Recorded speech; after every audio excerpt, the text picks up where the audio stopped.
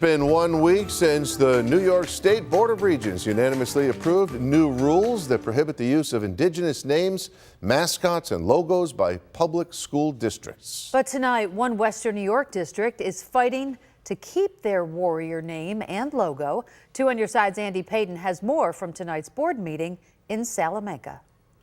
The Salamanca Warriors fighting back against new state regulations tonight, with its school board authorizing its superintendent to seek approval from the Seneca Nation to continue using the Warrior logo. The City School District Board of Education hereby approves and authorizes the superintendent to seek and accept the approval of the Seneca Nation. It comes a week after the New York State Board of Regents unanimously approved a 22-page amendment that prohibits public schools from using Native American names, mascots, and logos, but includes a provision that allows public schools to utilize indigenous names and imagery with the written consent of a tribal nation. The district believes that given our history and location on the Seneca Nation Allegheny territory, we are in a unique position where our identity and logo should be viewed differently.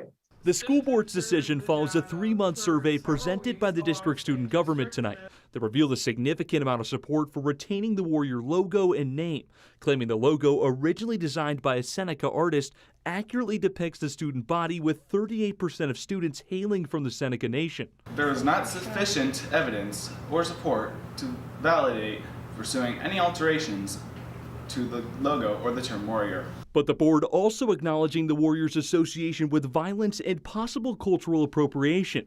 In a statement to 2 on Your Side, Seneca Nation President Ricky Armstrong responding tonight, saying, quote, "We believe the state's provision for agreements between school districts and Native nations should be rare and limited.